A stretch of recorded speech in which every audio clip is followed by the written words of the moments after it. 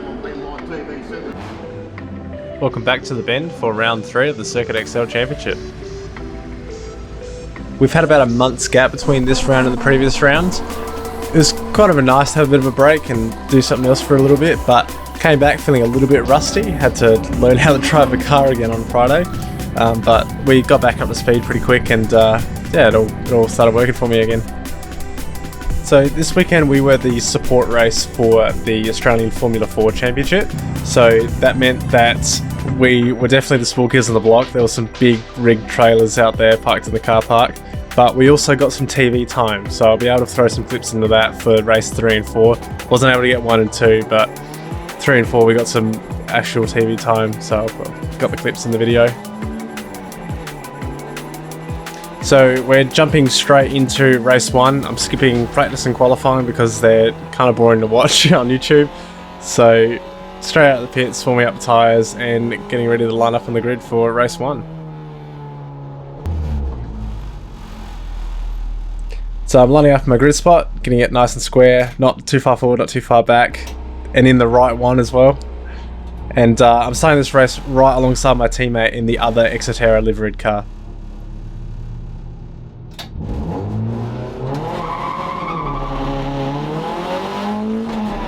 So I get a decent launch, get through the first 2 gears nice and smoothly, and now it's just a drag race between me and Sam to the first corner.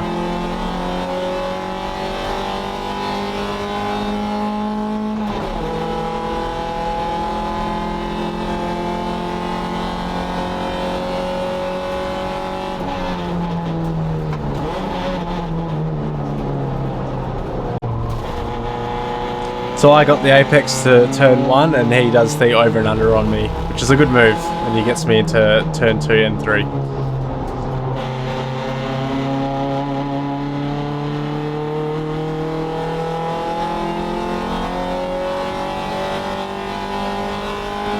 So I made a good move at the start, first corner, but absolutely that cannot stand, and we are soaking up the draft and making a move on him into turn 6.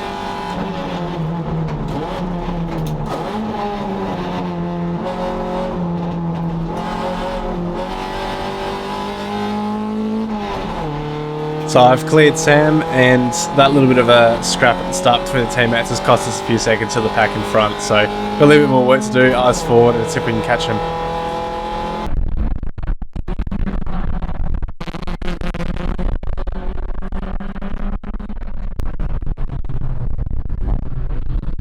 So looking in the left mirror again, coming into turn 6 again, and the Grunter car just absolutely sails past with a massive lockup.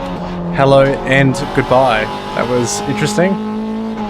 But it's not over, because on the following lap he makes a similar move, except I'm covering the inside. He goes around the outside the long way, covering off the inside line, and I just absolutely fumble 3rd gear and just lose all momentum, and he can absolutely just drive away from me, no problem. Despite his troubles with the brakes, he's actually a fairly quick driver, so I just used him to pull me up to the next group of cars, which didn't take long, because the following lap I'm alongside Gallia here, and I sort of looked at a move going into 17 here, but I decided I'd rather live, so I backed out of it and just used the toe down the straight.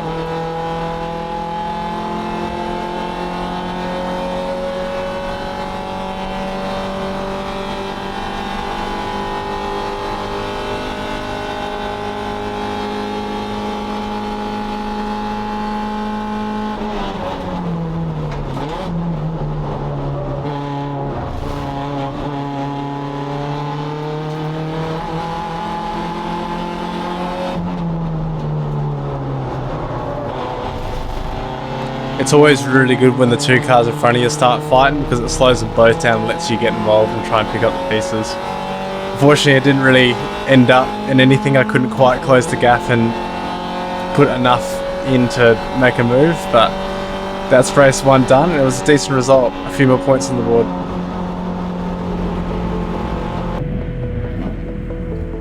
So coming back to the pits, we actually splashed out and got ourselves a flash garage this time on pit lane.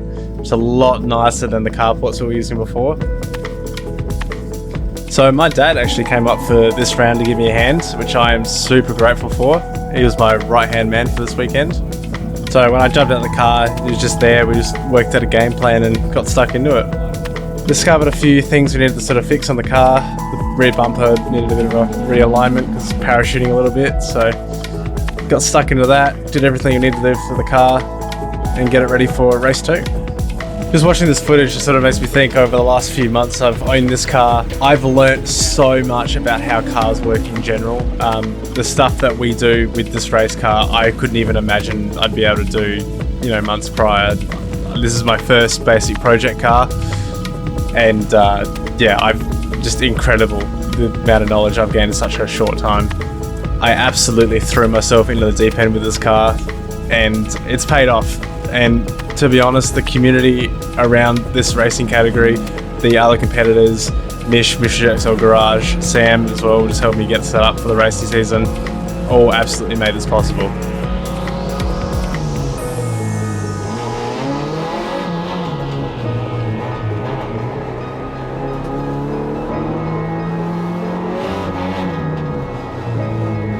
So lining up again on the right side of the grid for race 2.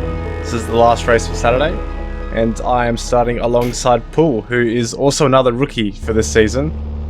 So the green flag drops behind us, the lights come on, drop the clutch, get a nice launch trying to get the power down without any wheel spin, and snap second gear, snap third gear, and just try to tuck in behind the car in front to try and soak up some of the draft, try and hold the apex off from Pool on the left here. So it's sort of a bit of a battle because you're trying to get the toe, but you're also trying to push him over to the left because you don't want to be too compromised on the entry. Go deep on the brakes, hold him off, and then basically close off the exit, make sure he has nowhere to go except behind you. Now I was busy looking at Paul and fighting him in the mirrors. That allowed Ian Morrison to sneak up the inside for the apex of this next corner. Hanging on around the outside and flinch a little bit because I thought I was about to get doored, and then drag race down to turn 6. Because he took the shortened inside line, he didn't get the momentum on the exit, and because these cars don't have a lot of power, as soon as you lose that momentum, it really stuffs you up, and I was able to close him off before we even got into 6. Throughout the weekend I was having a bit of trouble with 17 here, but I got this one right.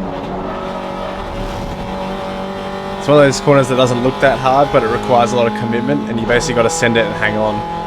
And because it leads onto a really, really long straight, it punishes you really bad if you get it wrong. This here is the power of the toe, just the distance and the speed that I gained on him. This weekend we had a consistent strong headwind down the straight, and the difference between having and not having a car in front of you was about 10 to 15 kilometers an hour.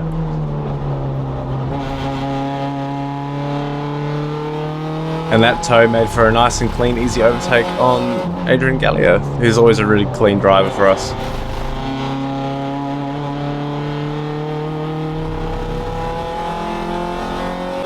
Now coming down into the turn 6, here comes Pool from the start with the send of the century coming down the inside, and he makes it stick.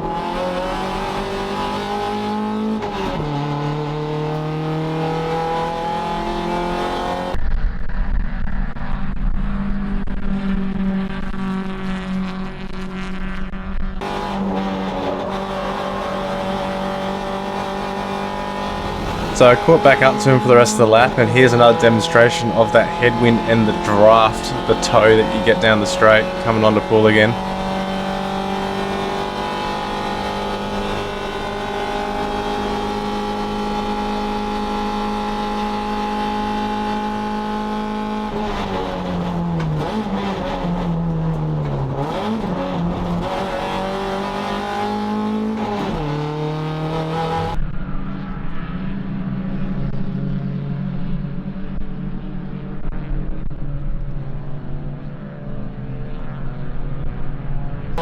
When you got big winds like that, it makes the fights tend to seesaw a lot like that. Coming back down into turn 6 though, he does another big send. I should have seen it coming, he did it to me only the lap before. I've just seemed to be consistently surprised by his confidence on the brakes. Coming into the following lap into turn 1, Pool checks up on the brakes really hard. I had a run coming down the straight, so I had a lot of momentum, and I nearly lost it myself, and that threw me off and spoiled my momentum into 2 and 3 here. And once you break that draft, you know, and the driver, like Paul was genuinely quicker than me for this race. Once you lose that draft, you can just drive off into the distance. And that's race 2 done and dusted.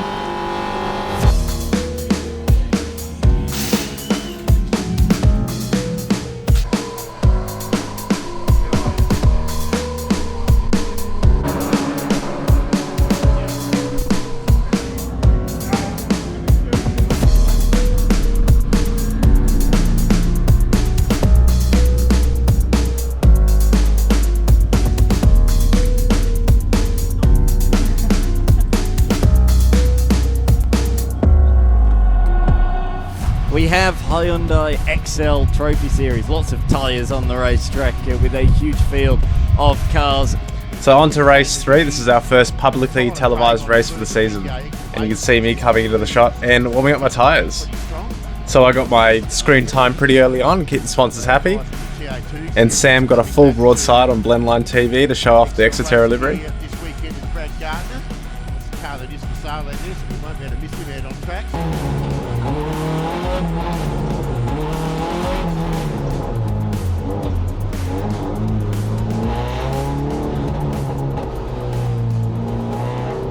So lining up on the grid for race 3. Now I've started every race this weekend on the right side of the grid, and truthfully I nearly accidentally lined up on the wrong side of the grid. It wasn't until I was actually looking at the numbers in front of the grid box to try and find my position, and I was looking at evens and I was actually supposed to be at odds.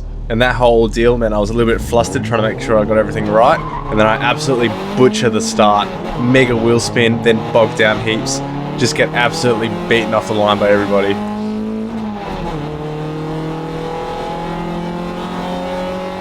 Now this sucks big time because now I'm on the back foot and having to go defensive the whole way down straight into turn 1.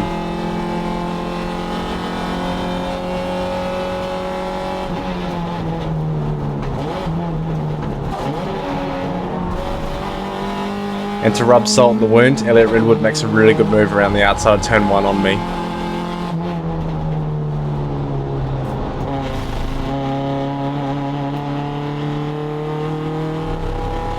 So at the end of this lap, I've caught back up to the pack.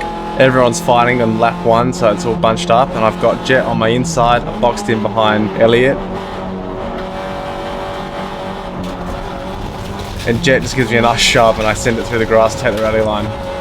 It's nothing personal, a bit of hip and shoulder, just part of XL racing.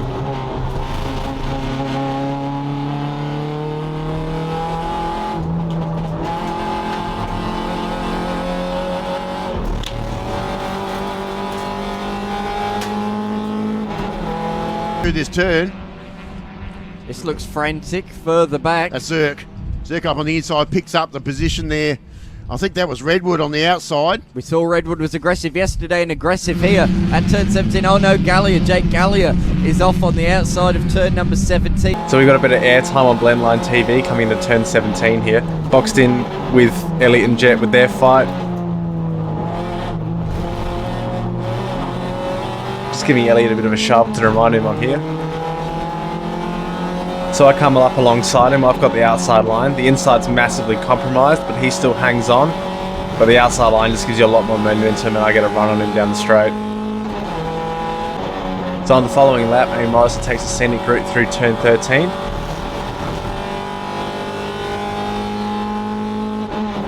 And that closes the gap between me and him very, very quickly.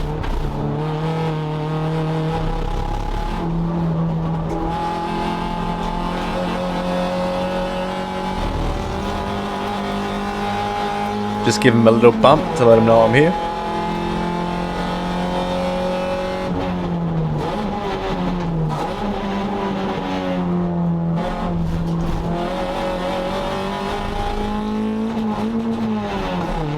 And I absolutely fumble third gear again. So fortunately for me, the headwind was absolutely massive today coming down the straight. And with Ain ahead of me punching a big hole in the air, that mistake didn't punish me too bad, and I was able to very quickly close the gap.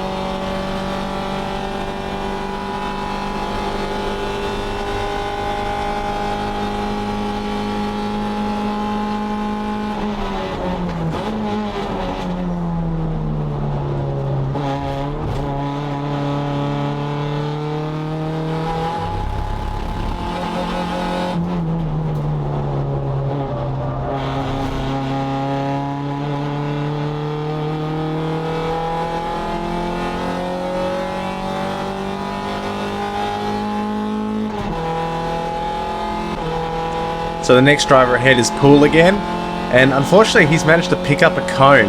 So he's got like a little witch's hat traffic cone stuck underneath the car, and I just sailed past him again with the big draft that we're getting down the straight at the moment. Nice, easy, clean overtake.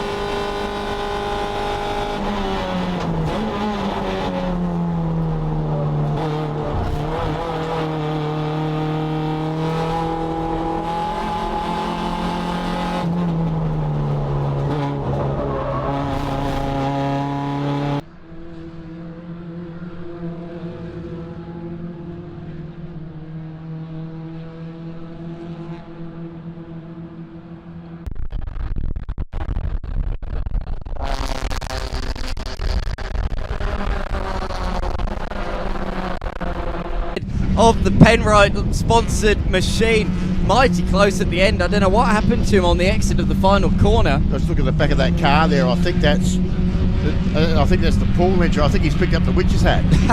he's picked up the scraps there. He's underneath that car. So somebody go and get rid of that witch's hat. Yeah, it's done a bit of a lap, hasn't it, under several different cars. But out in front, Johnson taking another race victory in the SA XL Trophy Series. So that's 3 out of the 4 races done with 1 to go. Every race so far I've finished ahead of the previous race.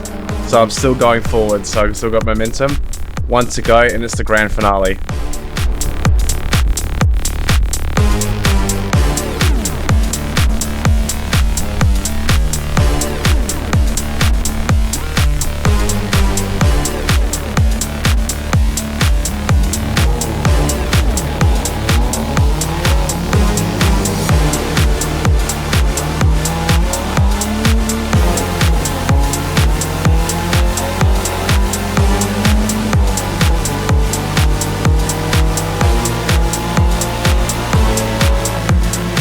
Here they come. It's Circuit XL Trophy. XLs have put on a real show for us this weekend, haven't they? In all 4 of the Masters races, and so far in all 3 of the Trophy Series races. Let's see how we go then in this one, the final race. I'm expecting much the same. Huge field of XLs. I think there's 28 in total. That's what we started with at the start of the weekend anyway.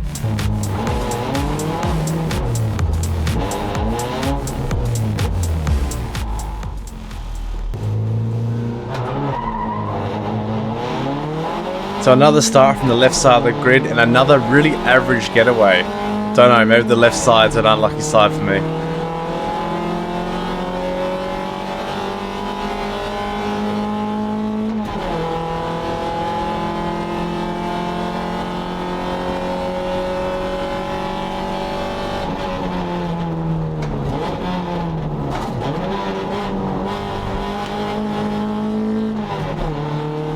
And that's 2 races in a row that Elliot's managed to do the same move around the outside at turn 1, lap 1 on me.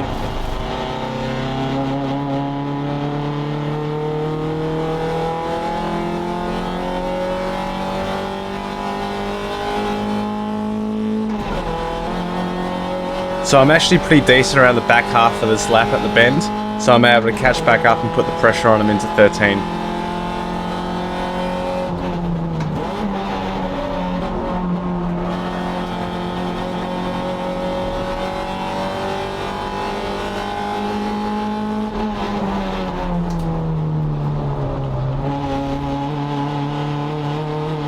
And that's a nice clean move on the inside of 14 into 15.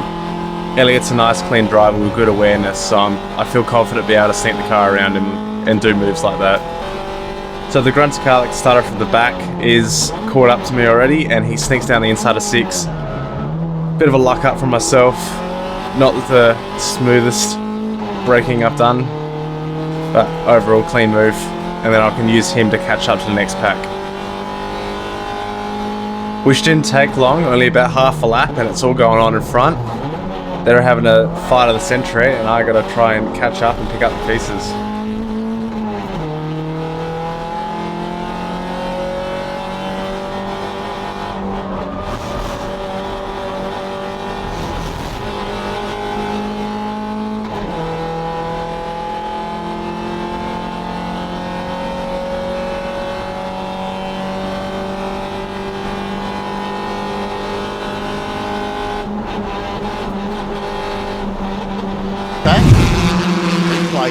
too. So what are we looking for? I think this might have been a bit of a touch. Oh. Oh, it's a bit of a touch. Whoa, that's quite an incredible. So that was big contact between Jacob Leng and Bailey Perryman. Hats off to Perryman though for that, for being able to keep that car straight. That was incredible. Good steering. That's one of those moments where you see the drama unfolding in front of you. You don't know whether to brake, lift, or just keep your foot in it. I kept my foot in it and made up a position because of it, but that could have gone bad very quickly, very easily.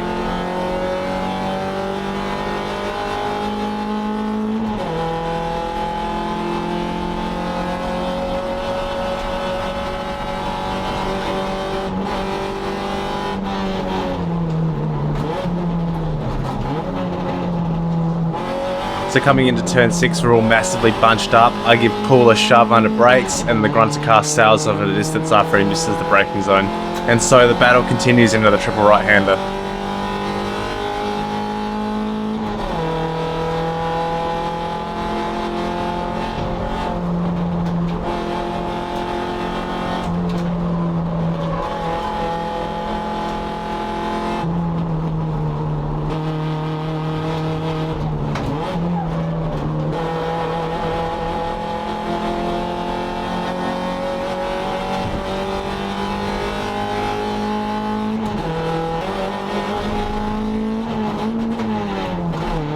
And my struggle with third gear surfaces at the worst time, causing me to drop off the back of the train after I missed the cog.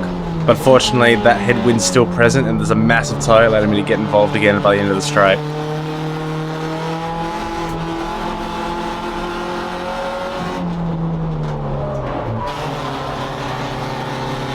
So a little bit of contact between myself and Jacob, but that was totally on me. Bit of a sloppy understeer moment. Actually broke my headlight because of that. So coming here alongside him, I actually noticed on his driver's side, his side mirror is actually folded in from his contact with Perryman earlier, and that allows me to do some tricky stuff with the car placement to make sure I'm in his blind spot.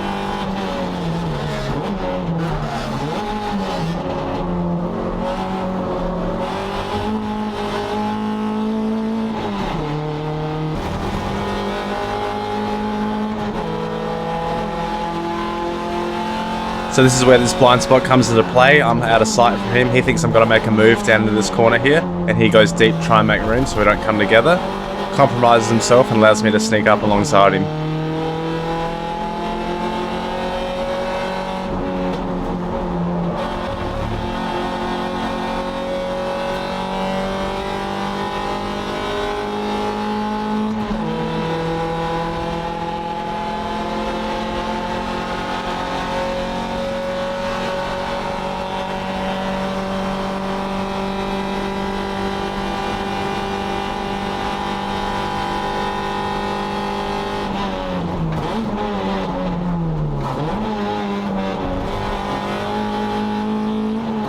Side, trying to pick up that position.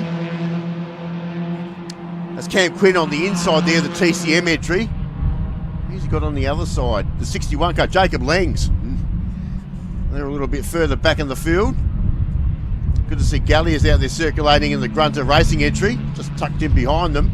Sadly, his father, though, not out there. Adrian Gallia. We saw him retire from the Masters race earlier on today. And oh my goodness, off. This is going to be huge, and it is huge. Oh no. Major contact. Clearly there was contact going into the... So big accident in front of us. We're still having a fight because we haven't hit the yellows yet. Jacob's come alongside of me. I got to make sure I'm still in front of him before the yellows. Not that I know that there's yellows ahead, but just want to be in front of him. Here come the yellows on the left side here. He sees it. He can't overtake me on the double yellow. There's the accident on the outside of this corner here. I sort of try to hold him up a little bit on the yellows because I know he's not allowed to overtake me. And then we're out of the zone. Let's fight on again. So on the exit of 13 coming into 14, this is where they throw up the safety car board and flags. So I've seen the safety car thing. Jacob hasn't actually seen it. But he sees an X sign, realises that he's gone past me on the safety car, and then backs off and lets me back through. Allows to redress to avoid a penalty. There we see the red flags waving in this race. So red flag conditions, as I was saying, going through the calendar at Mallala, the next round for these guys, followed by the next round back here at the Bend in July. And there he is again. That's Colwell, and as well, young Jackson there as well. That's He's out. That's great news. So he's all well. He's going to be a little bit sore from that hit.